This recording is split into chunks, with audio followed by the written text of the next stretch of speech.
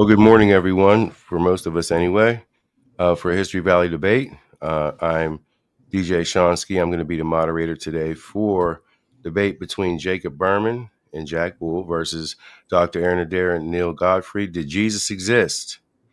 Without further ado, we're just going to jump right in. Dr. Adair and Neil will be taking the negative on the topic. Did Jesus exist? Jacob and Jack Bull will be taking the affirmative. We're going to have a 15-minute introduction. Without further ado, Dr. Adair and Neil, you can take it away with your introduction.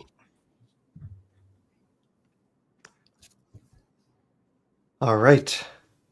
So good morning and welcome to our opening round in our second servo of this debate. So I'll be going through a proposed way of understanding Christian origins without the historical Jesus needing to be there. How does this actually work? This is primarily built on the ideas of Richard Carey and Earl Doherty that have probably done the most to put this work together. Neil and I are at least familiar with this model, and we'll have our things to say about it, but this is a deck that I prepared to try to make a case for it, and why this model, I think, has legs versus a historicity model.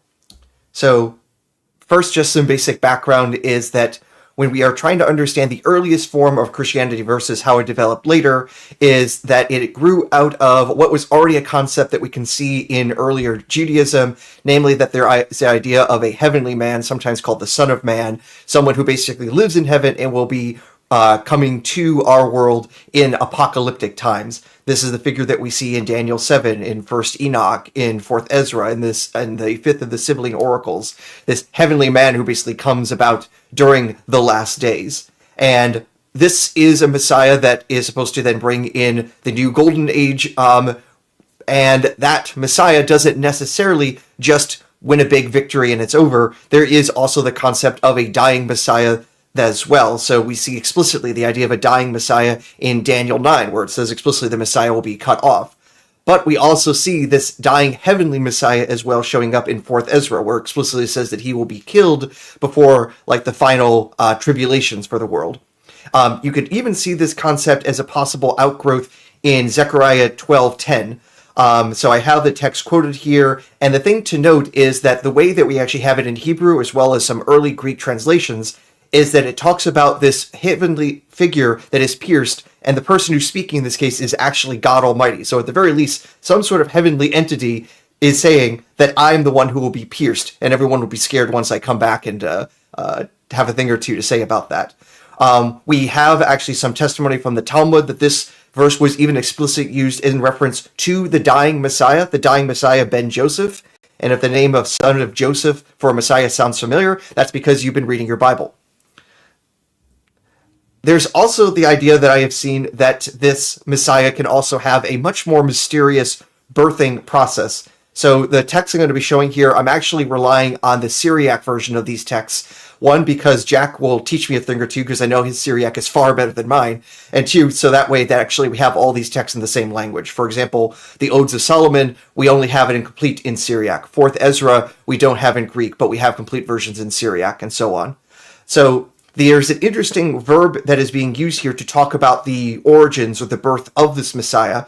The verb there is dinah. It's the same that you find in Aramaic, dina, and it seems to also then get translated into Greek as anatelo, anatole. Basically, this is a term that you would often use in a more astronomical context. For example, this is used in the star prophecy of Numbers 24:17, the star that will rise out of Jacob, and so on.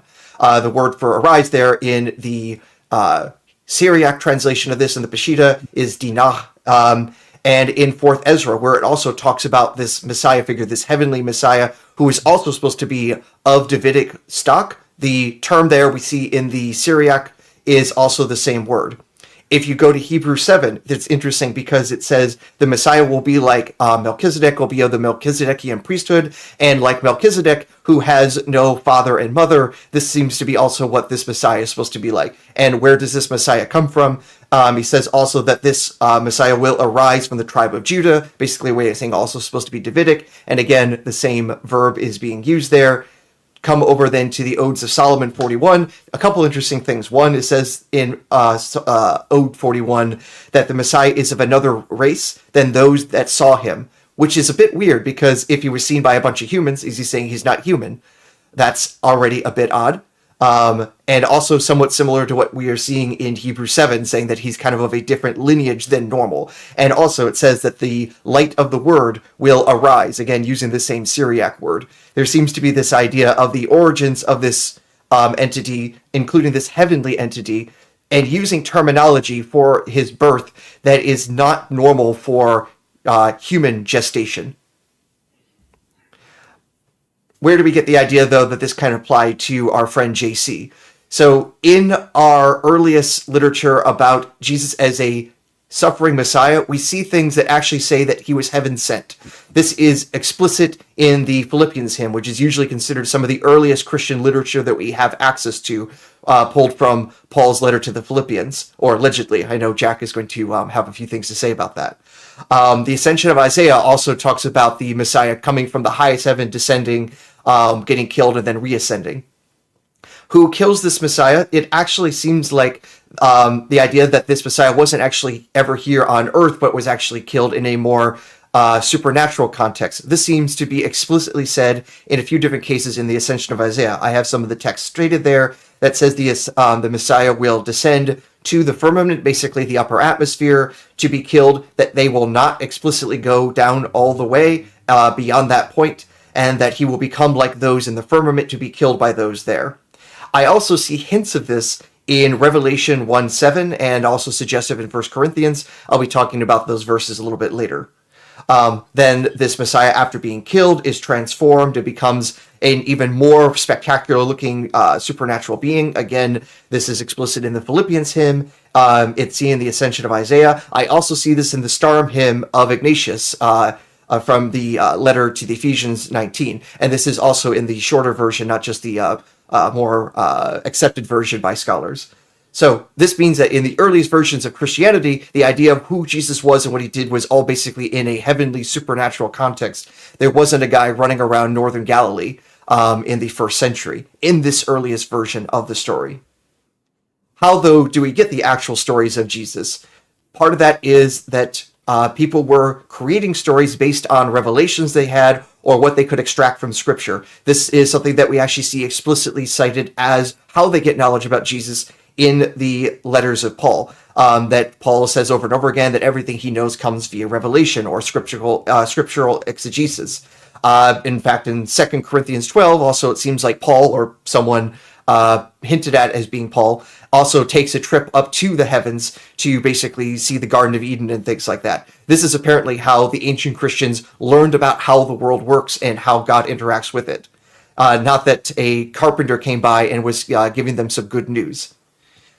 Now, then the idea that we have the gospel stories are ultimately taking these revelations or these scriptural exegeses. I'm actually not sure what the best plural of exegesis is off the top of my head. I need more coffee.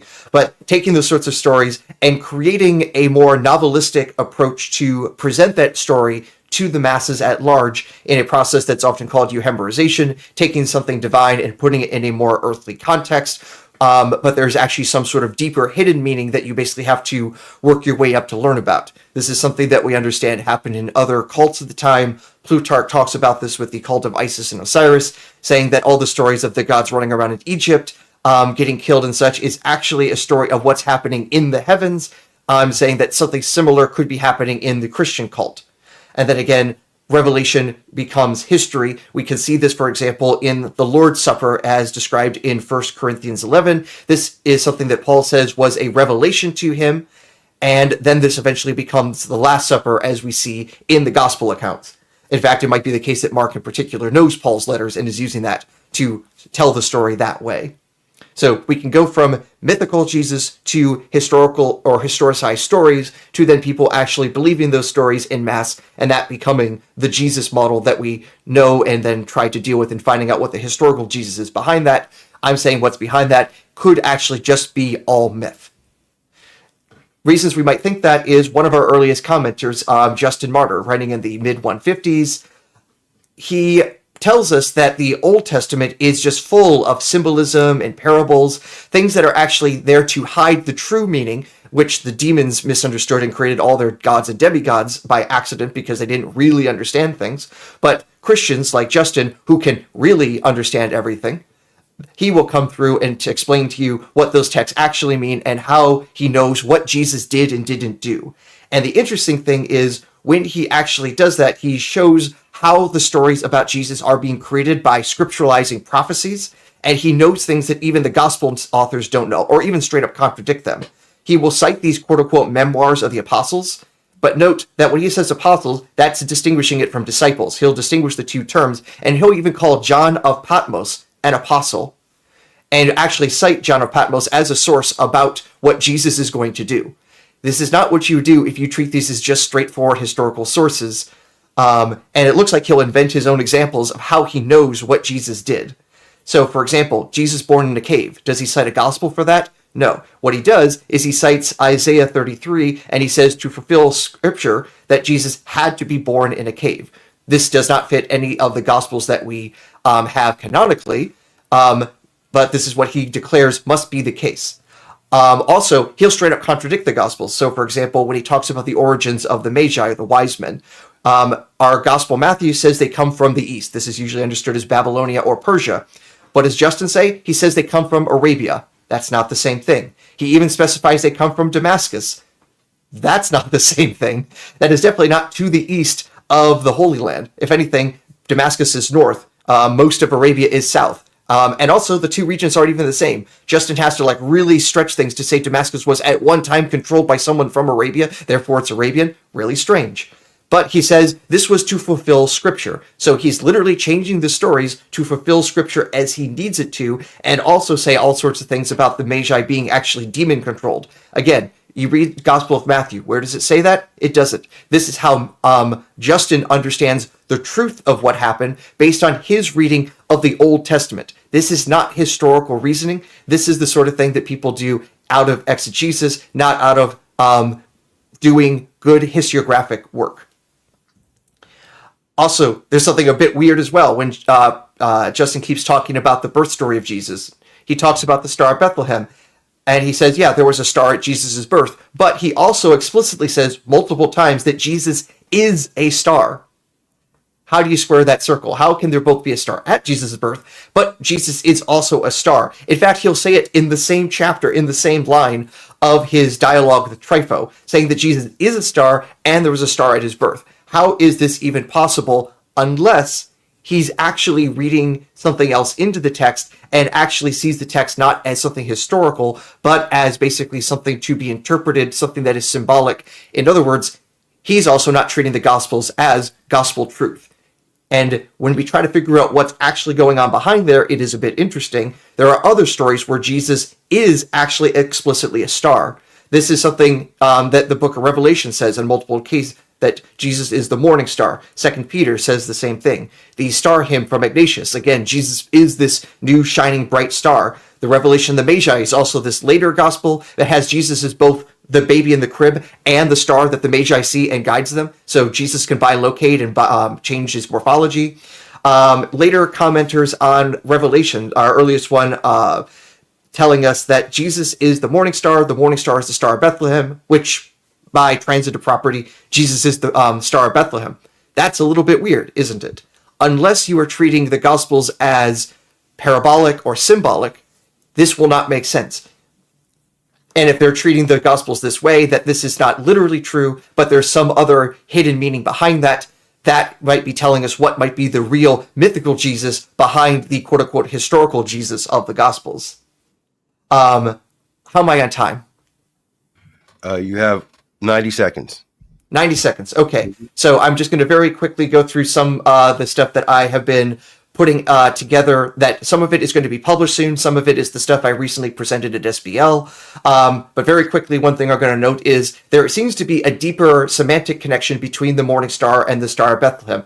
The text there says that The star was ente anatole. This phrase is actually a little bit weird. This combination of preposition and anatole is extremely rare, and when you go digging for it, as I've tried to do, what it really seems to suggest is a star at its first rising, saying that this is a morning star, the title that Jesus gets. There's literally a morning star at his birth, and Jesus is the morning star. Kind of interesting.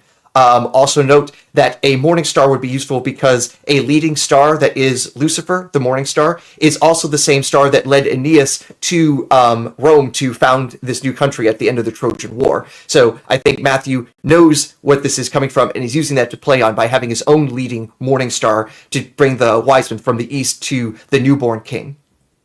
Also, this phrase, his star, when you try looking for things with this genitive construction, that it's also quite rare, and when you find it, you find over and over again. Actually, it's the case that when you say someone is his star or that's that person's star, you are identifying that person or that person's soul with the star.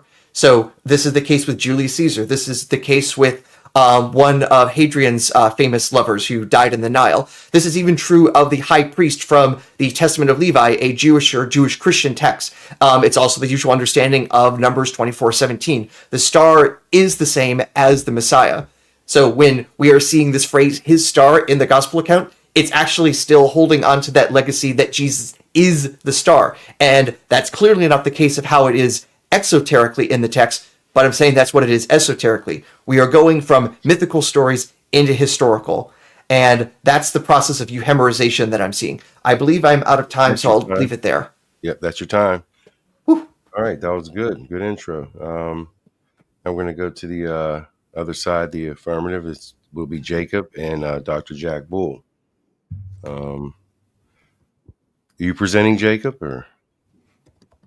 Yes, and before I do, I would like Jack to say something, just a little bit about Paul before I present the slides. Jack, can you note some of the caveats in citing Paul? I want to begin with that. Yeah, so I think this is one of the really interesting things in this debate and how we might move it forward. Because I think that often many of the discussions we have are quite stale now. Sort of we trot out from our side Josephus, Tacitus, you respond with, well, probably not Josephus or the Morning Star arguments, etc. And then we look at the ascension of Isaiah, we talk about Paul. And I want to sort of shift that debate in hopefully a prophetic direction, if I dare to use that term, to talk about where I think this scholarship on Paul is going, namely that canonical Paul is a later reworking of an older version of Paul. Notice I didn't say the original version, that is attested by Marcion in his Apostolos. And I think that that's one of the key caveats that we're working with when Jacob is about to present. And as a side note to that, also, again, directly relating to Marcion, I also don't accept any of the dating of the Gospels to be in the 1st century. Rather, I think that both Matthew, Mark, Luke, and John all were creations after the publication of Marcion's New Testament, the first New Testament ever to be published, after 140, maybe even after Justin, actually. So I was actually particularly interested in, maybe we discuss this, Aaron, later on, but when we talk about Justin and his knowledge of Gospels, that's really critical in our understanding of Jesus' history, because Justin, to my mind, knows very little of the canonical Gospels we know, particularly Luke. And so I suppose that's just the helpful caveat to the presuppositions we're working with when we're dealing with the canonical texts of the Gospels and Paul, that Jacob, I think, will be working off as he now presents. Okay. Jacob, I can start your time whenever you're ready. Oh, I thought you already started it because it's no. team. Okay, I thought you said before we get started. Okay, I started. Go ahead. Oh, okay. A little miscommunication there.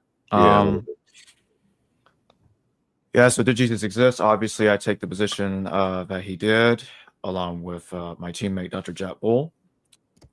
And best sources. So I think that the original Gospel of Thomas, however it looked, I think it was much shorter than the one we have right now. I agree that the one we have right now, I would agree with Professor Mark Goodacre, that the Gospel of Thomas that we have right now utilized the Synoptic Gospels and John, but I think that there was probably an earlier version of the text that goes back potentially to the 1st century, I also think there was an Aramaic Gospel of Matthew, or Gospel of Hebrews, as it's also called. Numerous church fathers cite that such a document exists, and I would recommend the work of Professor James Edwards, who's done a lot of work on the Hebrew Gospel.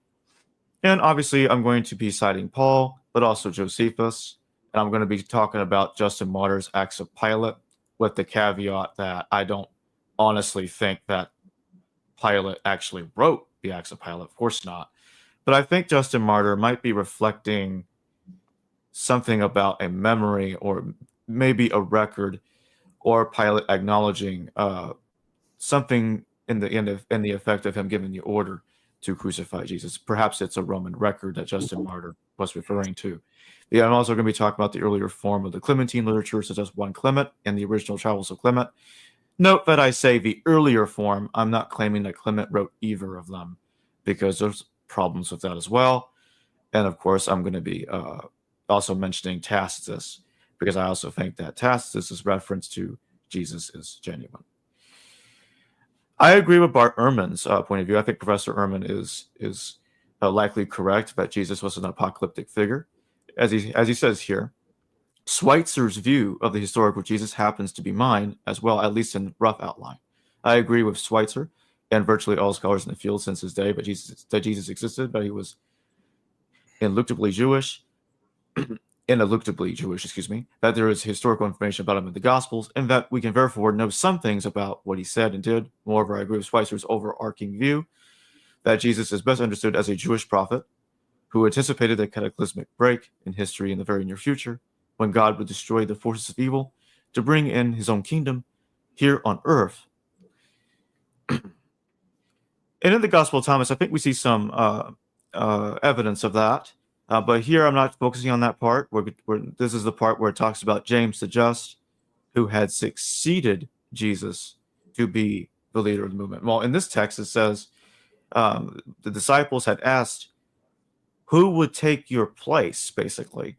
And Jesus responded to them saying, no matter where you are to go to James the Just, for whose sake heaven and earth came into being.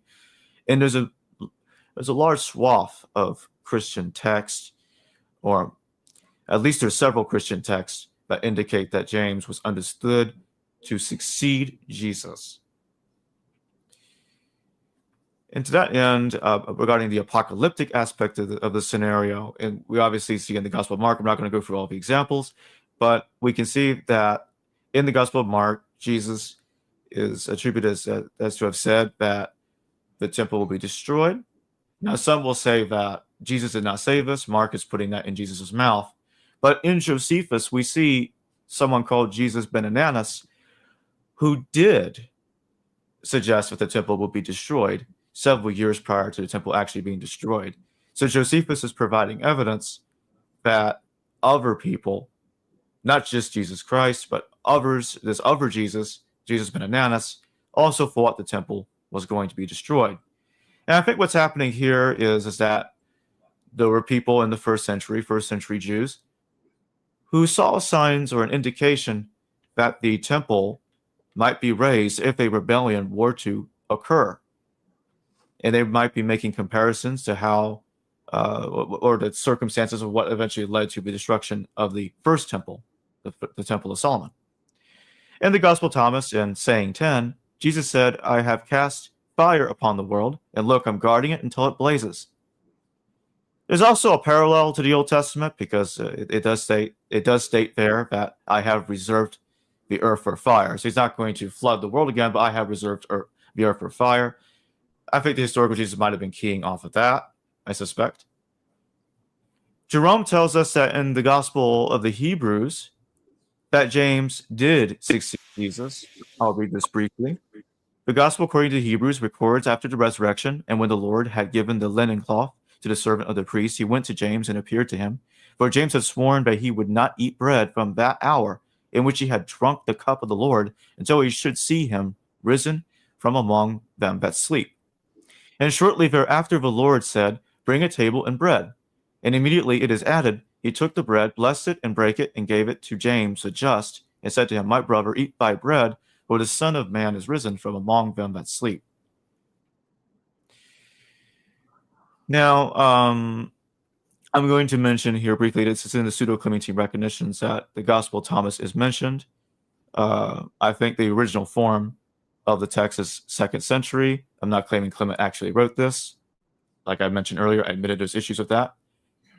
On the bottom there, I also mentioned others who I think mentioned it. Papias, if the logoi or a sayings tradition connected to Thomas is about the Gospel of Thomas, then he would be a citation. I admit that is iffy.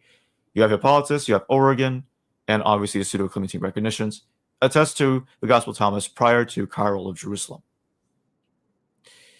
There's also Elaine Pagels. Professor Pagels talks about how John is refuting Thomas. I'm not going to read all of this, but she basically makes an argument in Beyond Belief, and I do recommend the book, that she argues, I think very well, that the Gospel of John knew the Gospel of Thomas. And the way I would reframe it is that I would say the Gospel of John knows an earlier version of Thomas, but not the full version of the text that we have now. And I do also recommend Bart Ehrman's book that I mentioned earlier, Did Jesus Exist? And then we come to the testimonium. It is usually, I would say at least the vast majority of mythicists dismiss Antiquities 1833, at least to my knowledge.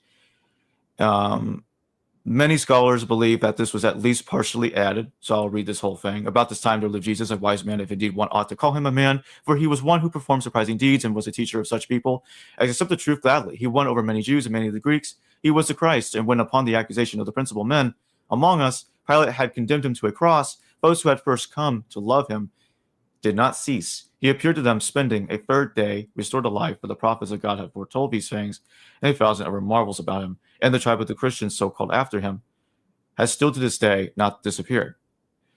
I take the interpretation of Dr. Samuel Zenner that this passage has been largely misinterpreted. Josephus is not saying that he actually believed these things about Jesus. And I think if Dr. Zenner is correct, you wouldn't even need to require a partial reworking of the text to make this Josephine. It is also true that the earliest attestation of the testimonium coming out of the hand of Eusebius is exactly the same as the one that is before us now. And all the later testimoniums come later. I'm not going to get into that. That's distracted from the point that I'm trying to make right now. I'll have more to say on that in just a second. The James passage, I think, helps support the authenticity of the testimonium one way or another. I will read the middle part. He talks about, he assembled the Sanhedrin of judges and brought before them the brother of Jesus who was called Christ, whose name was James, and some others. Okay, so this, as those as proponents of the authenticity side of the issue would say, the James passage is referring back to the testimonium, because it wouldn't say who was called Christ unless Josephus had used the Christ prior. He has who was called Christ. He must have used that prior. There must have been a prior reference, or that doesn't make sense. Why would you say Jesus who was called Christ if you had never mentioned it before? So there, I would say the testimonium is obviously that of a reference.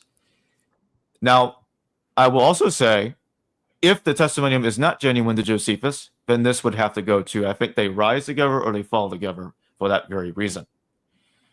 But I think what's going on here is that the James passage is very much in line with what we see in the testimonium.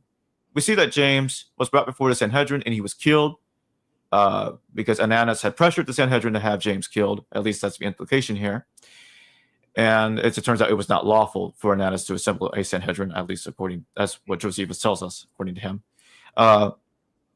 Whereupon Albinus complied with what they had said and wrote in anger to Ananus and threatened that he would bring him to punishment for what he had done, on which King Agrippa took the high priesthood from him when he had ruled about 3 months and made Jesus, the son of Damnius, high priest. Now, Jesus, son of Damnius, is going to be something I focus on very shortly. But my point is that in the testimonium, we see that Josephus is telling us that the historical Jesus had issues with the with other Jews, Torah Orthodox Jews, and he had issues with Romans because in the end it was the Romans ordered his crucifixion. Pilate had him crucified. So this indicates that Jesus had opponents on both sides of the aisle. And this is where I find Dennis MacDonald's position that Jesus was a Torah reformer to be a very attractive reconstruction of the historical Jesus, which I don't even think contradicts Bar Ehrman's reconstruction about Jesus being an apocalyptic preacher. Robert Van Voorst in Jesus Outside the New Testament says, the overwhelming majority of scholars holds that the words of a brother of Jesus called Christ are authentic, as is the entire passage in which it is found. He is referring to the James passage. That's what he's talking about. And like I said before, if the James passage is genuine, I think one has to think that the testimonium, in some degree, is genuine as well. Whether it's wholly genuine or partially genuine, you would need at least one of those things to be true in order to explain how the James passage is there in the way that it exists. So now I come up to these pseudo-Clementine recognitions. Here we're told a little bit about James, and it is expressed that James is succeeding Jesus. So to him, our James began to show that whatever the thing, whatsoever things the prophets say that they have taken from the law, what they have spoken is in accordance with the law. He also made some statements respecting the books of the king. So I'm not going to read all of this, but the reason why I'm pointing this out is because, again, we're seeing a lot of literature stressing about James succeeding Jesus. That's the whole point that I'm trying to make here. How can James succeed someone that does not exist? So here, I'm not going to focus too much on this. Last time, I focused a little too much on this. I don't want to do that here. You see a curious reference here about Saul attacking James. And, oh, yes, there's another point that slipped my mind there for a second. But here, the main reason I had this slide up is to show that the attack that Saul had done upon James had occurred under the simultaneous ruleship of Caiaphas and Gamaliel. The only time they were both in power is between 30 to 36 CE. I will quickly point out that, yes, this does indicate that James was attacked 30 years earlier than the James and Josephus, which I think is curious. Could mean that they were not originally the same person, but that's irrelevant.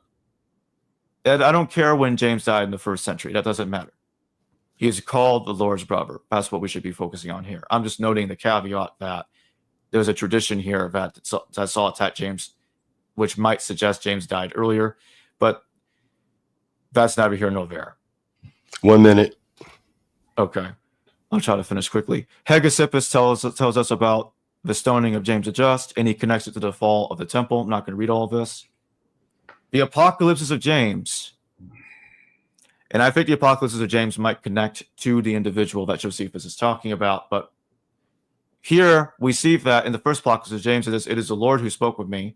See now the completion of my redemption. I've given you a sign of these things. James, my brother, for not without reason have I called you my brother. Although you are not my brother materially, and I am not ignorant concerning you. So that when I give you a sign, know and hear. So this is a tradition about James not being the brother of Jesus, but it's not, to me, it's not the same James that the New Testament is talking about. Especially when we get to the second part, the second apocalypse, which calls that James the son of Judah. 10 seconds. Suppose Oregon. Okay, so I'll just say this last thing, and I'll have to finish the rest of the presentation in a response because I have to talk about Paul, and I didn't get a chance to do that. Mm-hmm. So let me just make these quick points, and then I'll stop. Memphis suppose Origen confused Josephus with Hegesippus, but they can never show an example of Origen ever clearly mentioning Hegesippus, at least not by name, in his currently attested works. That doesn't mean he never mentioned him. If he did, it's lost. Second point, even if Hegesippus was known to Origen, it proves nothing, and Origen could simply have misremembered what Josephus said without Hegesippus having any involvement. Thirdly, the James passage implies the prior existence of the Testimonium Flavianum because it says that the James passage is a brother. It says that James is the brother of Jesus called Christ, as if Josephus had referred to someone called Christ before the mention in the James passage. Lastly, how could Origen confuse James, the brother of Jesus, Ben Damnius, with the biblical Jesus, especially since Jesus ben Damnius was still alive in the 60 CE, more than 30 years after the crucifixion of Jesus Christ. And his father is named Damnius, which Christians would not have missed as obviously not being Josephus. The stepfather, I mistakenly wrote Josephus. I meant to say Joseph. Very corrected that. The stepfather of Jesus. And that got rid of the presentation. There. Okay.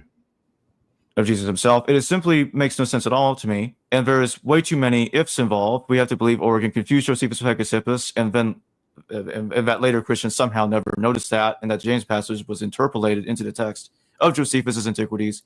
And regardless of the James passage mentioned by Josephus, regardless of the James mentioned by Josephus is really the same person as James, the physical brother of Jesus, the brother of the Lord or not, it is irrelevant.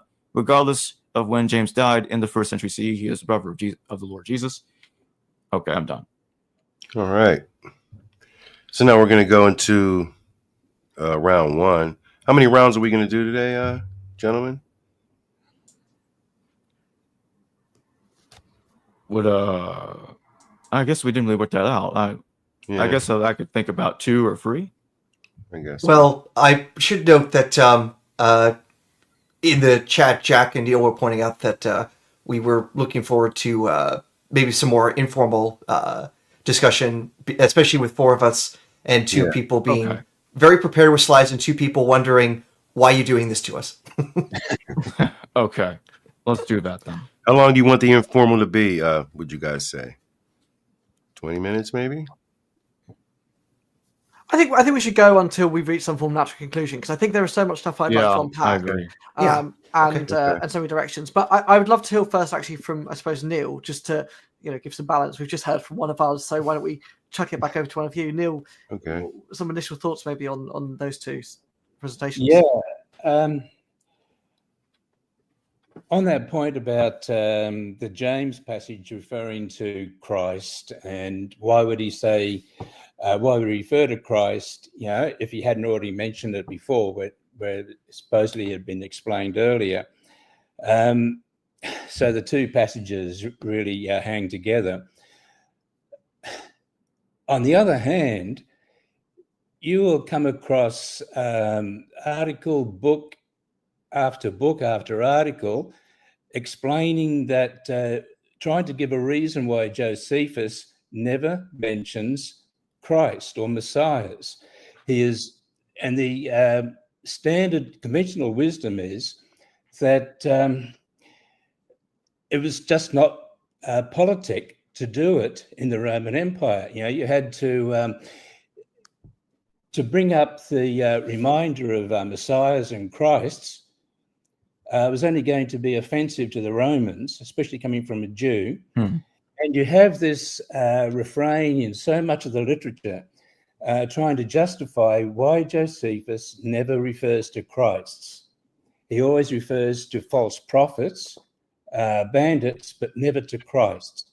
Yet historians, or let's say biblical scholars, so often read Christs into all of those people that Josephus calls bandits or false prophets, but never Christs. Now, why is it that just in that one particular critical verse in the James passage, do they agree that there he did mention Christ? It doesn't make, to me, there's a contradiction there. If he doesn't mention Christ, why would he suddenly mention it when it's necessary to bring in a justification for the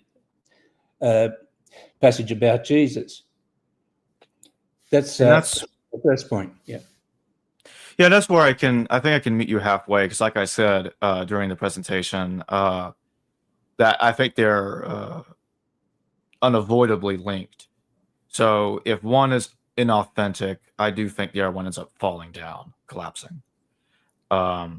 Because, why would Josephus just randomly mention James, the brother of Jesus, who was called Christ, and out of nowhere, and never have explained what he means by Christ? Like who is this person Christ? Who's he talking about? The testimonium, I think, explains that. But if that goes, the other one goes down too. Yeah, well, why is it then, why is he Yeah. supposedly so studiously avoiding the term Christ except that one place? Yeah. I understand your question. Mm. I mean, I think it's genuine. And I mean, Origen of Alexandria does mention that Josephus did mention James. And it's something else I wanted to say. I didn't get the chance to bring it up because I was already going over my time. But Origen mentions that Josephus talks about John the Baptist, and nobody complains about that, to my knowledge. I mean, not really. Everybody thinks Origen's got that right. Okay, so why does Origen get that right, but he must be confused about James? So I think that's problematic. If I were a mythicist, I would try to make it work somehow that the interpolation happened before Origen. I wouldn't even try to say that Origen got it confused. I would say, okay, the interpolation must have happened before Origen. That's the way I would argue that if I were a mythicist. The thing, though, that makes that, I think, a bit hard to maintain, mythicist or not, is that when Origen is trying to cite this James passage, he can't cite where in Josephus it is. When he talks about John the Baptist, he says in the 18th book of the Antiquities of the Jews by Josephus, he talks about John the Dipper. But when he talks about James the Just being killed, he just says, it said in this book. He can't actually say where it is. And that's the thing that's confusing if the text is easy to find and all of a sudden he can't find it there. That, to me, indicates a later edition, because otherwise, if it were already in his text, he could have said, oh, it's in book 20, rather than it's somewhere.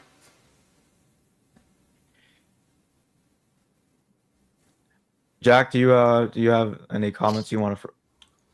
Well, I mean, in some sense, because of I feel like we're only going to go for another sort of 40 minutes. As it was my intention that, as I stated at the beginning, I feel like often this Josephus and Suetonius and Tacitus or whoever else we might want to reference, I think these arguments have sort of been done to death a little bit. And not to say that they aren't somehow relevant to the story. I think they are. But I do think that without any great new finding of a manuscript without that passage, I don't know what more we're supposed to do. I think the mythicist argument's a good one. I think the historicist's argument is okay. I don't really think that's very helpful. And if I may, I'd like to try and steer us towards more about what Aaron presented on, because I think that there we can really make some progress.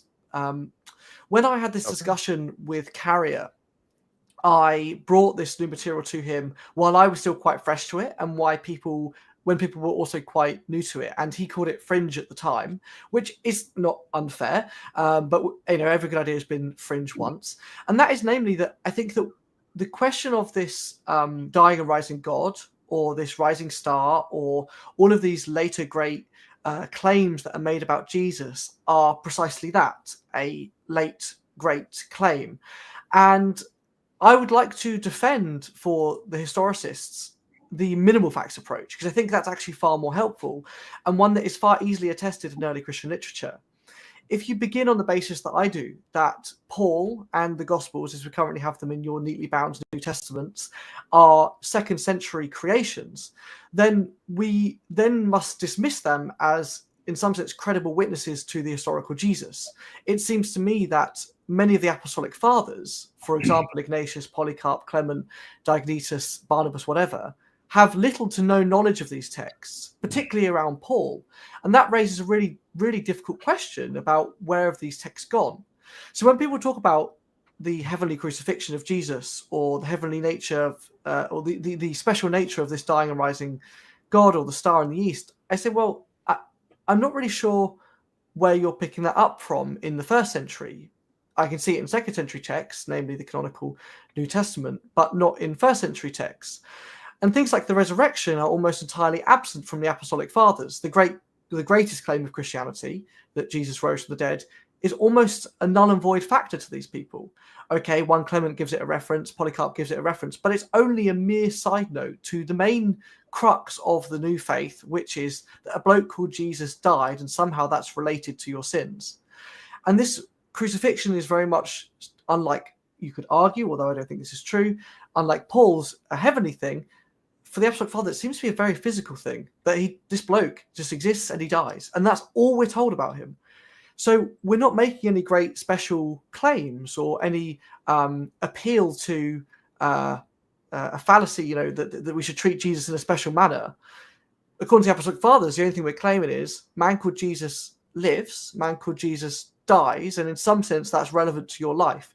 And to me, that seems like a very reasonable claim for an historicist to make. But again, we forego Paul and we forego the Gospels, because that's 2nd century. That's where the myth is being placed upon Jesus. That's where the things are being put upon him. And indeed, it's not just the case that they're being put on him ex nihilo. They're drawing in from other cultures and bringing stuff to that. That's why I think Dennis MacDonald is right. It's also where I think you mentioned the star hymn.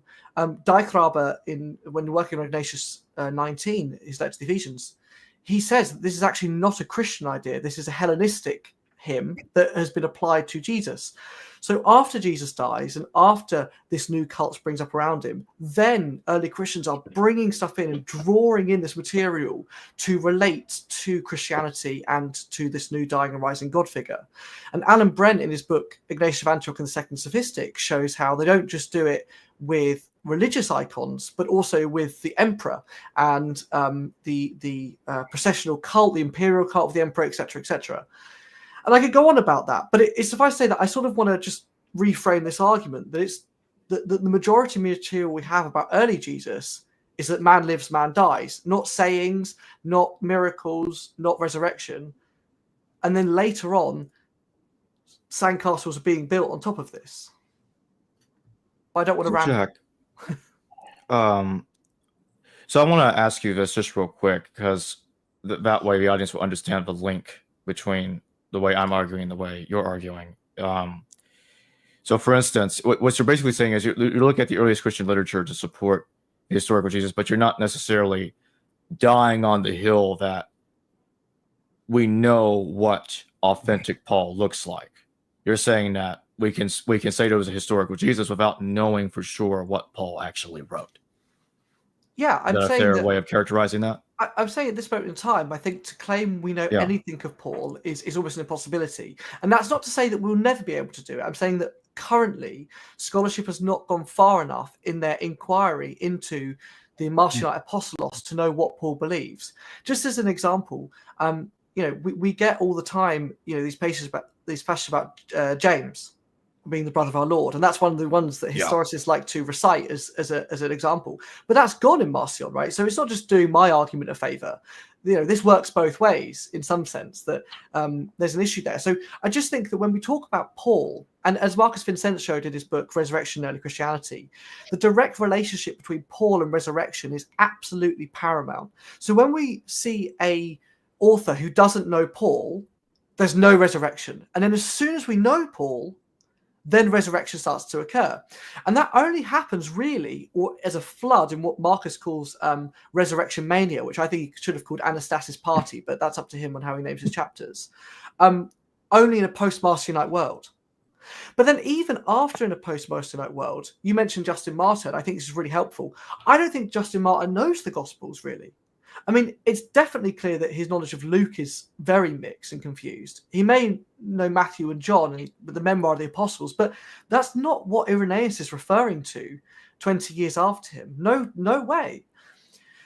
And he doesn't know any Paul. I mean, how is that possible that he knows no Paul? Now, it may have been because he associated him as a Marcionite apostle and therefore was scared to quote him in case he was accused of it. But on the flip side of that, he clearly views Marcion as a Christian. Okay, he doesn't agree with him, but he always writes pros Marcion, never kata, as would be the future case. Always to, never against. So I think that I completely agree with your assessment, Aaron, about the myths being created and the flood of stuff that's happening around Jesus. But the earliest texts we have, or at least the texts we can show to be earliest, don't have this stuff. And even in you mentioned the Trina collection, I actually reject the star hymn in that as well for Dijkgraber's reasons. So it seems to me that things are being built on rather than taken away. Again, I don't want to dominate all the time here, and I notice that I've been talking for quite a while now. So let me throw it back over just to in the interest of fairness and equality. Neil, you go ahead. No, just to chime in on something you said there at the beginning about the lateness of the sources we're referring to.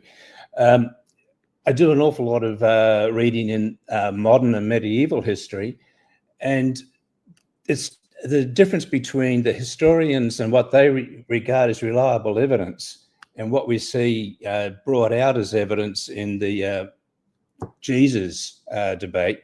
It's just it's night and day. Luther's reports of Luther's suicide emerged about 20 years after his death, and historians will say 20 years, yeah, forget it. That's way too late. We can't believe them. Another well-known historian in the 1960s wrote about the death of a gingerbread vendor in the 19th century England, in London. And he said this was in memoirs written 30 years after the event. Other historians have said 30 years, forget it. Okay, who knows what would have happened to his memory or where that information came from. You can't rely on sources that are not contemporary. So Josephus, even if everything in the Testimonium Flavianum is true, what he had written, it becomes worthless by the standards that I see in other historians. Well, if I may, that's not entirely true. I would agree with you that the further we go, the more we should be careful. But I would be careful with that as a methodology in and of itself. I mean, if you look at Apollonius of Tyana, for example, he's a figure that people don't necessarily reject in the same way, and yet we don't have early contemporary commentary on him. Same too, we look at the Anglo-Saxon Chronicle. Now, I agree the Anglo-Saxon Chronicle tells medieval history from its own point of view and has certain biases sometimes. But scholars do not completely disregard the Anglo-Saxon Chronicle as a source for determining history. And in the case that I'm talking about Jesus, I am not claiming anything particularly special here, just that a man was killed and that people spoke about it. So again, I'm not claiming any, I don't think we need the same sort of special pleading for a man was crucified in the same way that we would for a man was resurrected and walked on water, etc.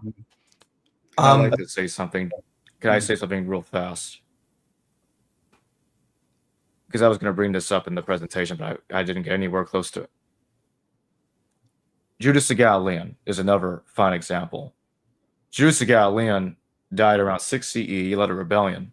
And the Chronicle of Zutnan, which is written hundreds of years after Josephus, actually tells us where he got killed. He was basically at the Mount of Olives when he was rebelling against the Romans.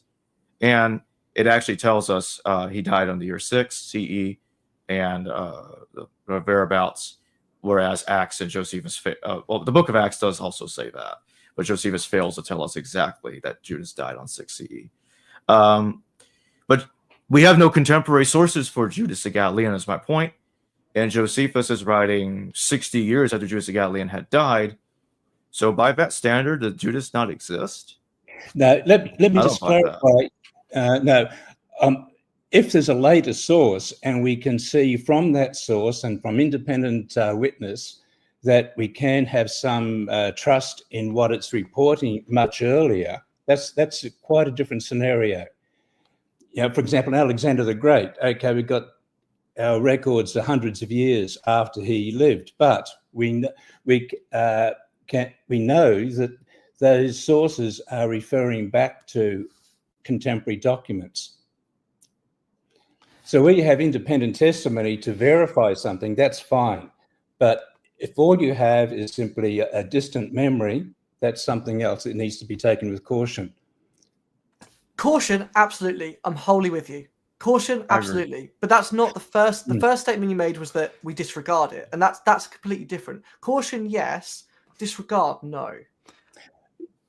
Yeah. If I may build on top of that, it's also worth noting that, so in particular, Jack, your arguments about the dating of the Gospels and the Pauline corpus, just accepting that, and that basically our earliest witnesses is more the apostolic father tradition.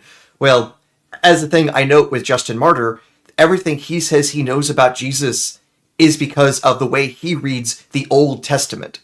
If this is the way that they are sourcing their history, this cannot be even based on reliable memory. This is people literally making things up in the 2nd century based on their peculiar readings of a Greek translation of the Hebrew text. And I mean, heck, Justin will go out of his way and say his Jewish interlocutor has changed the text to suit his own purposes. So, that's the kind of mess things are in. But also, it's worth noting, one of the things I had later in my deck, if I could just do a quick slide share, because I think it'll help point of comparison I have. Let me just reshare this slide. Booyah. Okay, so the idea that Jesus was originally a dude and then all these stories were attached onto him, I mean, that's a completely plausible hypothesis, but I think it's interesting to do a bit of comparison between someone who honestly is at the gate the same figure as Jesus, but the outcomes are radically different if we compare this to John the Baptist. So with the historical Jesus, where we normally place him, we're basically saying they lived in the same places at the same time.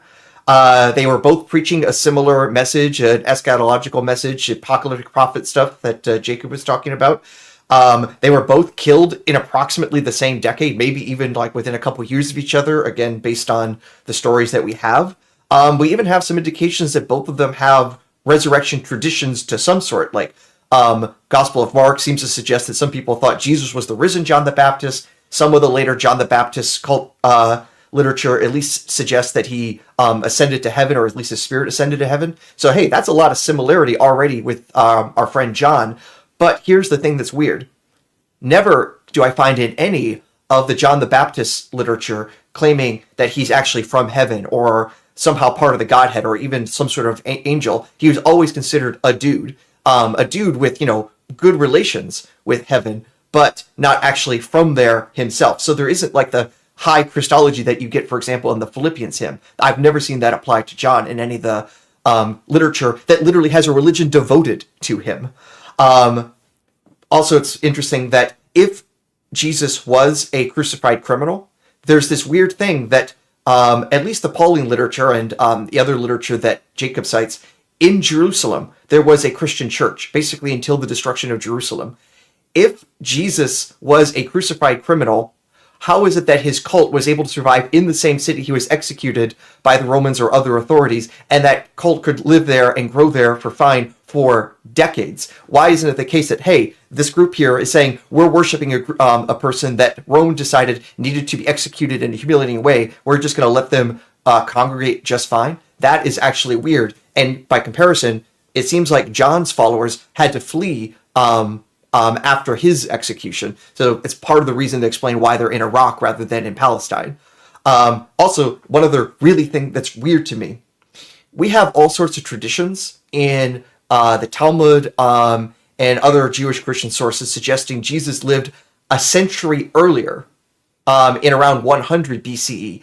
I don't find anything like that in like the literature related to John the Baptist. So how is it that these two figures have basically the same starting place? They both start in the same running track. Both even get a religion devoted to them, but one becomes part of the Godhead, and the other one is just a cool prophet, among with these other problems I'm highlighting. Well, I mean, to go back to the first thing that you mentioned, which was the application of the Old Testament to create your own new religion. Again, that's not really present in the Apostolic Fathers, who seem to have a pretty negative view or a null view of the Old Testament. I mean, I can't say negative because I don't really mention it, right? In the short recension of Ignatius, he doesn't even know what a Jew is. He doesn't even mention the word. So again, he's not creating like Justin. So again, we agree on Justin, but Justin, I think for my argument, is a modernist. Right, he's a modernist in this situation, and he is doing that. But again, the older fellas aren't doing that. They don't even have a knowledge of this text. They're not relying on prophecies. They are giving information about how to run the new churches. They're giving information about the false teachers that are around, but we're not really told what false teachers even believe necessarily. But for the most part, yeah, they're just telling us Jesus died. Apart from, like I say, in 1 Clement and Polycarp, we get a footnote to a resurrection, which is fine, but I mean, it's not quite the summation of religion. In terms of what you just said, in the sustaining of Christianity in a world where Jesus was killed for the new religion. I mean, I don't necessarily see a contradiction there. I mean, the Mormons managed to exist in Idaho for a while after they were being persecuted and succeeded there for many years. So too in Utah, and now look at them. They own most of it. So I don't think it's impossible for fledgling religions to survive. And I think you're also assuming that... this isn't a question of survival. How is it that they are able to stay in the exact same city that their leader was executed for and establish a cult to that leader, and the same authorities that say the leader has to go, but the die-hard and the wool people can stick around? It's also worth noting, in that context of the ancient Roman world, if you had a congregation, you had to have permission from the government to congregate in the first place. So we see that like in the letters from Pliny, that you couldn't even have a firefighting division without government approval, because that could be considered a possible group that could start talking politics. And if they start talking politics, maybe they start talking revolution. No, we can't have that. The Mormons were in a different context. And not to mention, after Joseph Smith was killed, the Mormons did get out of Dodge, or at that time it was Nauvoo. Yeah, but again, I don't just see the case that just because something is persecuted and attacked, things can't exist there. It's also not entirely clear that in the earliest times of Christianity that they weren't just worshipping in the synagogues still, right? Although later on they had a vastly a supersessionist, maybe even anti-Semitic phase.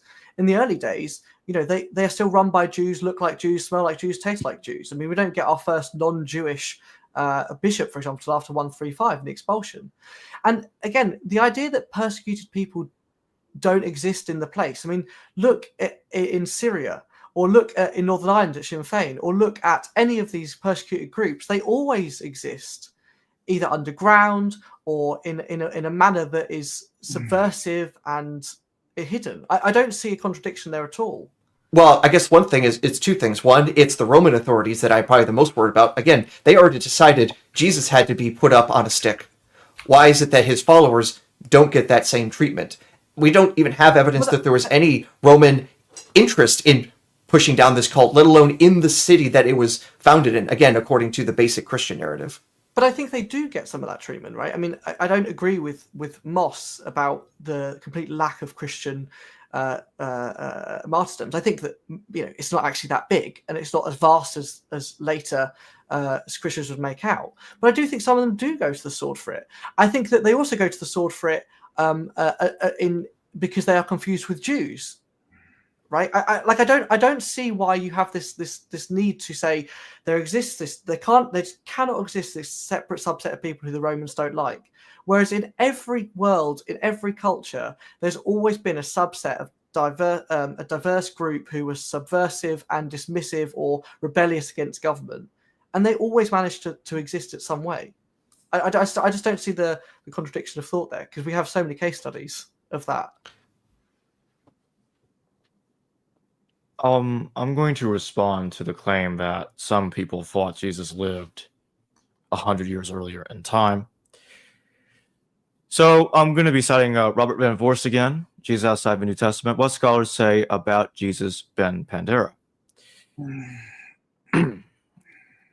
He says, our results so far have been negative, but the final proposed code name Ben Pandera, sometimes given as Ben Pandera, is reasonably identified with Jesus in the Talmud.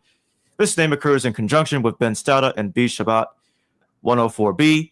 In its parallel passage in B Sanhedrin 64a, the passage reflects confusion over the identity of Stauda, Mary's husband, or Mary herself.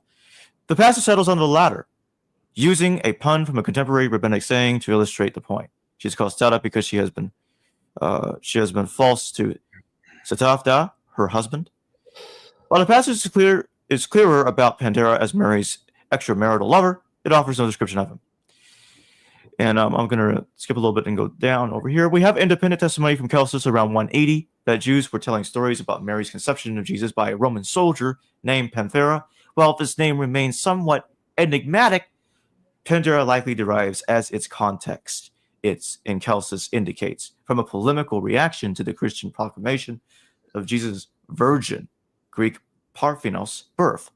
Such a punning attack on Jesus' origins would be entirely natural for the rabbis, as several passages given above with puns on names illustrate.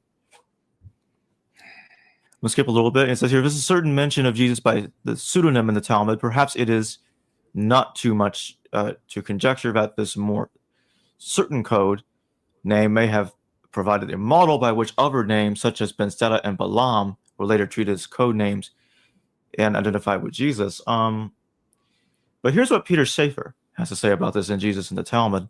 I'm not going to read all of this. I agree that much of our Jesus material is relatively late. In fact, I will argue that the most explicit Jesus passages, those passages that deal with him as a person, appear only in the Babylonian Talmud that can be dated at the earliest. So let's bracket that at the earliest.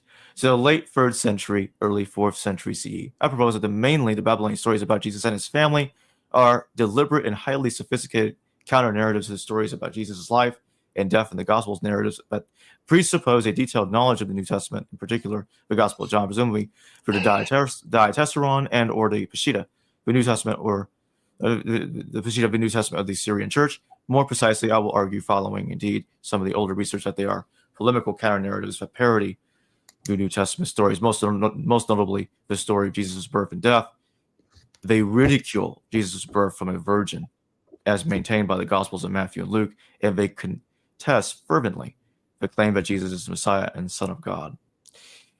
So I think there's massive problems with using the Talmud to make an argument that Jesus lived in another time, especially considering how that ends up happening, like why those references are in the Talmud. Then you have something like the Toldeth Yeshu, which is a very, very late text, that gets history wrong in of itself. It makes Helena, the queen of Adiabene, the wife of Alexander Jannaeus. So Helena is being thrown, I guess, Terminator style, 100 years into the past. She becomes a husband of someone that she never even knew. I don't even think she was born. She wasn't even born yet when Alexander Jannaeus died. It's really hilarious how the Toldeth Yeshu is really screwing up history here, and it conflates Joseph and Pandera into the same person. So now Joseph and Pandera are the same person. They're not two different people anymore. So the Toldeth Yeshu, I think, is a giant mess. And one more thing I will say about that before I stop is I would say that there was a Jesus ben Pandera that died under Alexander Jannaeus. I don't have a problem believing that. But I think he got confused with the New Testament Jesus, especially by the time you get to the Toldeth Yeshu. That certainly occurred by the time that text was composed. And there was a lot of disagreement about which century this text was even composed, and even if there was redactional activity or not. But I think that we have to be very careful using something like this to try to claim that a group of people thought the historical Jesus lived in a different century. That's all I have to say about that. Okay. And I guess just to go back on this, if you could show my slide sharing screen right now. So I know, yeah, the Toldeth Yeshu obviously is a very late source. I'm definitely not trying to claim it has any historical knowledge. I am going to point out, though, that, for example, in the Babylonian Talmud and the Sanhedrin, it even explicitly calls Jesus the Nazarene, if memory serves. So not even confusing with the Pandera title or any other titles, but it's the JC that we're supposed to know from Galilee. And also, it's worth noting, even outside of this, in Epiphanius, he discusses a Jewish Christian sect that also puts the death of Jesus during the time of Alexander Jannaeus. So this is not merely in those later sources, it's also in this source of allegedly Christians believing this as well, according to Epiphanius. He calls them heretics, sure. And I'm not trying to say, well, this is evidence that Jesus somehow lived around 100 BCE. My statement is, hey, this is a really weird thing to even exist if the Jesus story was well known and based on historical memory. So let's assume, for example, this is all completely late stuff, and that's totally reasonable if this stuff was invented no earlier than the 300s. How can the gospel story have been in circulation for centuries and somehow the people write the story and show no awareness of its historical setting? This is before the Roman Empire even existed. How do you have give to Caesar what is Caesar's and set a story before the existence of Emperor Caesar? That's a little bit weird, to put it mildly. So the way that Jesus died, where he died, under what circumstances he died, when he died, the fact this narrative is so fundamentally different suggests it must have a different origin than the gospel narratives that we've come to know and love. But then it begs the question, how does that actually happen? And I don't see an explanation even with there somehow being another Jesus named Pantera existing, because it doesn't explain all the evidence very well. Instead, it really looks like there's separate people making separate collections of stories about Jesus and putting them in different settings. And I even have a hypothesis about how that comes, because I can calculate out from the Daniel 70 weeks of years prophecy how you can get there. One, we can see how you get the date of 30, because we have a Christian who explicitly does that and goes from temple destruction time, Daniel's prophecy, death in 30 CE, or our modern calendar of 30. I can actually also look and see, hey, if I take the advice of the great Rashi, the great,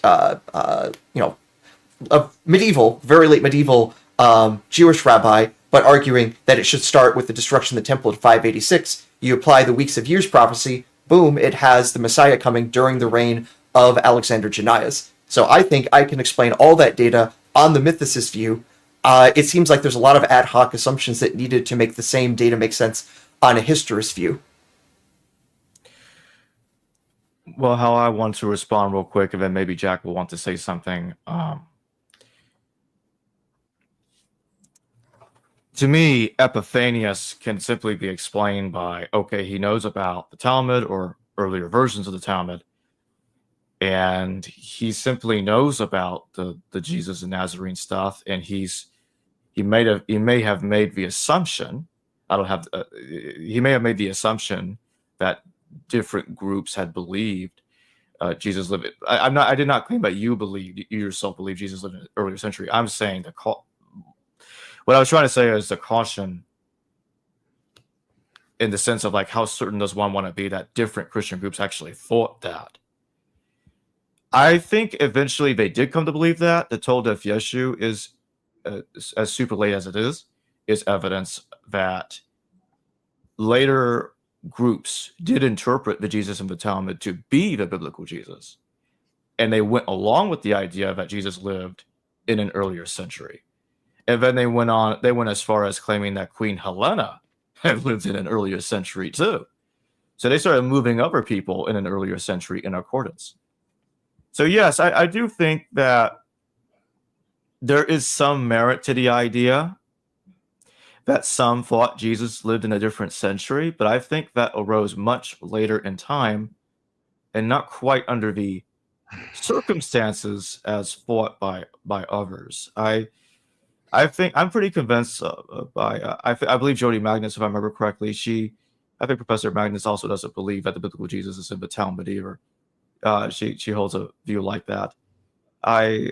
I'm not convinced the biblical Jesus is truly mentioned in the Talmud. I think what's going on here is that Celsus is aware that Pantera is a common name. Scholars like Professor James Tabor point out that there was a gravestone found in Germany of a Roman soldier named Tiberius Julius Abdus Pantera. And he died there sometime in the 40s of the Common Era of the 1st century. So yes, Pantera is a name, and it was the name of an actual Roman soldier. So I think there is something to the idea, because of that evidence, that it is reasonable to say that it is possible that Jesus, the son of Pantera, was confused with the biblical Jesus. I don't think we have to say that as early as the 2nd or 3rd centuries that they were already confused about when Jesus lived. That's all I have to say about that. Jack or anybody else want to throw something in there? Sorry, I sort of had a dissociating moment because someone asked me about Dublin in the comments, and I got really excited about talking about the Chester Beatty Library, which, if you haven't been, houses many old New Testament manuscripts. Not 1st century, obviously, or maybe even 2nd.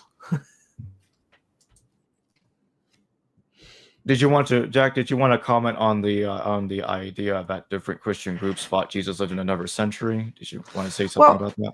I mean, again, I think it stands to reason that early Christians believe that. I mean, not to be too skeptical here or sound like I don't trust human beings, but humans make up stuff constantly, and this is probably going to be this favour to some extent. But I mean, newsflash: Christians disagree. Wow, like whoever saw that coming? And I think it's perfectly the case that as time goes on, Christians reinterpret to the point where I think that Muhammad does something similar with Christianity, and Joseph Smith does something Muhammad does. Right? Christians are renowned for creating in their own minds, based sometimes on nothing. Indeed, like Justin Martyr does, even in the 150s, thoughts like that. And so I think it's perfectly possible that some early Christians did believe that. I think that a bit like with Jews, we tend to put Christians in the 1st and 2nd century when we're talking about them into one homogenous, unified group of people. And as we know as scholars, that could not be further from the truth about Jews or indeed about Christians. And so the idea that some Christians believe that Jesus existed in the sky, or that Jesus existed in the 1st century BC, or that Jesus existed in a time to come, I think all of those are probable, just because that's the nature of humans' disagreement and Christianity. We now have 46,000 plus denominations. I mean, yeah, that's what we do.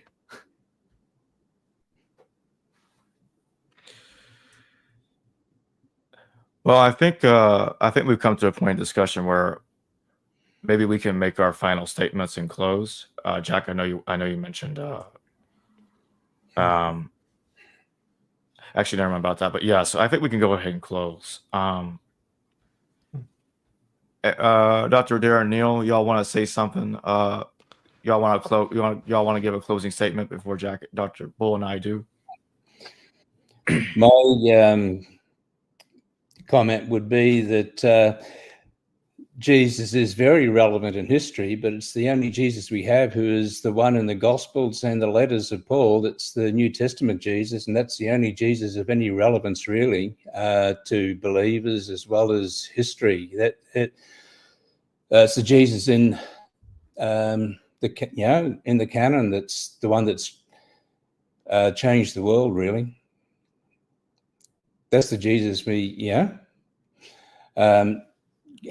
That's one we can study. But as far as any other person behind that literature, I don't see how we can have any evidence to verify that. I think I just want to give a thumbs up to what Neil said, because that's basically my position here, that we are in such a muck, and it's ultimately a matter of what model can we try to put together to make sense of this data. It's extremely opaque on a good day. And I think a mythicist approach at least has value. It cannot be proven by a long shot, no. I just think that it needs to be considered in the same way historical Jesus studies have been trying to reconstruct a historical Jesus for the last 200 years. And, well, that hasn't exactly been a rounding success. And so I'm saying, let's give a mythical Jesus construction and try to uncover the original mythical Jesus as much as possible to advance the field, even if it ultimately doesn't become the dominant paradigm. I think it at least has enough legs that we should give it a run. Good, and I don't disagree with that. I mean, I often get accused on my channel of being somehow anti-mythicist and throwing slurs at you, which I think couldn't be further from the truth. It's like I've really enjoyed this discussion. I think it's been a really worthwhile hour and a half, and I'm sad to see it end in some ways. Likewise. The only caveat I want to make, Neil, and I'm really sorry to hear you say that at the end of the conversation, because I think that's exactly the problem with this debate, is that particularly on the mythicist side, I think nothing should be obvious to the skeptic, and the idea that we have to rely on the New Testament and the canonical Paul, I think it needs to be massively reevaluated. Even if you're a historicist, even if you believe in the historicity of Jesus, I think you have to begin to reevaluate that, because we have no evidence that these Pauline epistles or the Gospels are 1st century, and we have earlier a proof for both Marcion and for the Apostolic Fathers than we do for the New Testament. And therefore, when we talk about the Jesus had the impact, yeah, maybe, but that's not what we're discussing here. We're discussing the Jesus who may or may not have existed.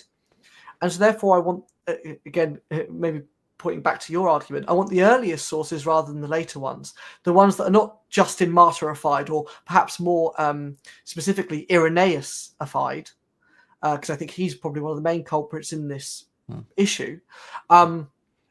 That's what I want mythicists to return to, is that join with us first, work out where the texts come from, when the texts are actually dated. Again, nothing should be obvious to the skeptic, particularly the mythicists. And then maybe, if we can agree on what text we're going to use and that sort of thing, the methodology, we might have a better argument, I think. And not only would the argument be more productive in terms of, all working off the same hymn sheet, but we might also begin to break down the barriers of the gatekeeping that sometimes happens in New Testament study in certain institutions by evangelical Americans and evangelical Europeans. I don't want to cast any aspersion. And evangelical Oceanians.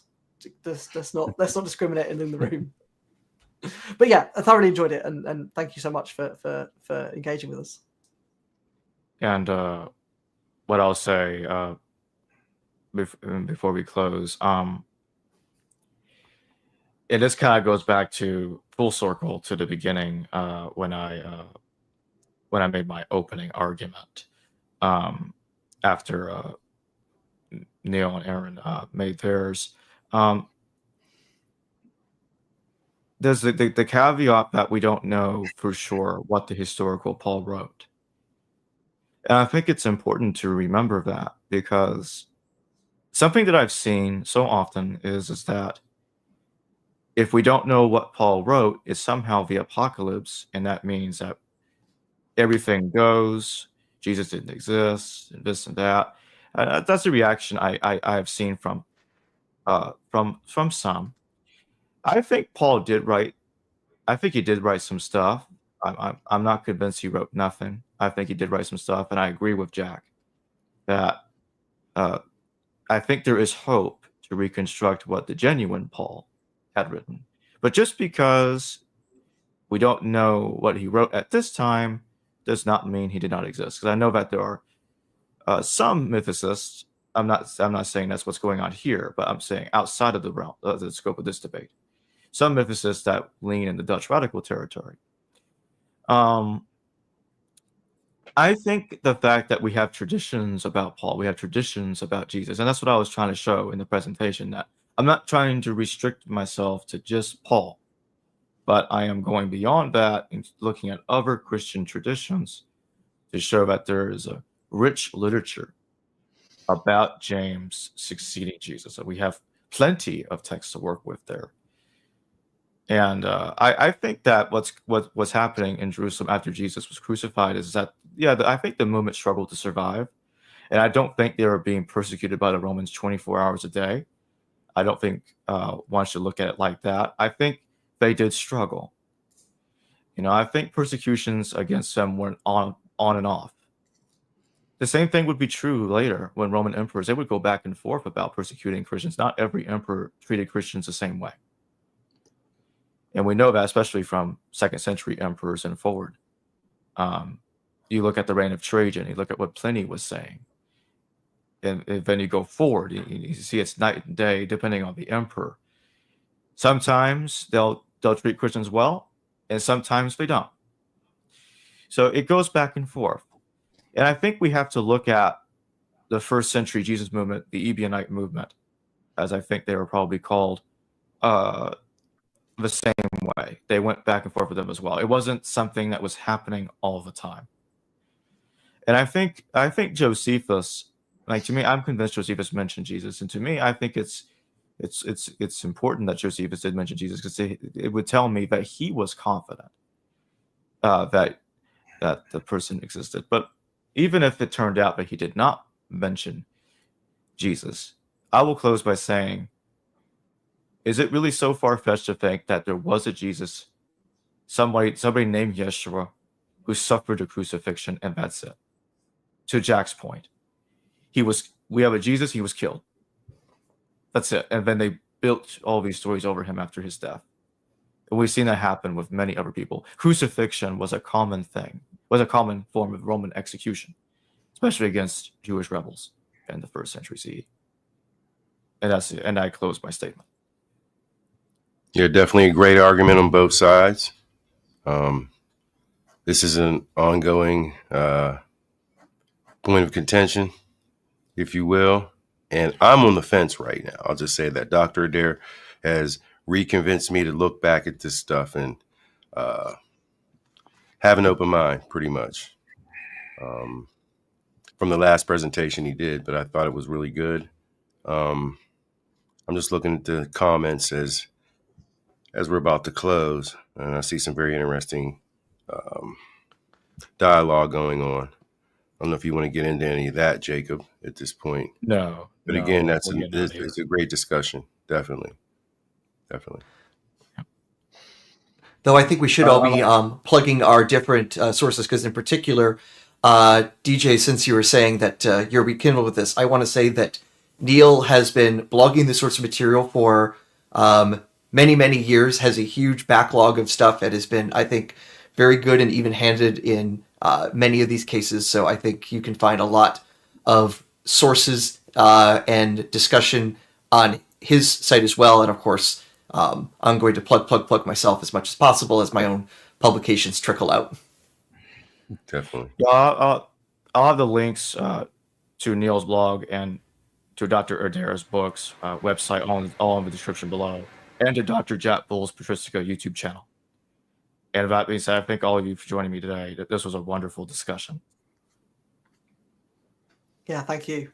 Thank you. Thank you. Thank you for having me, Jacob.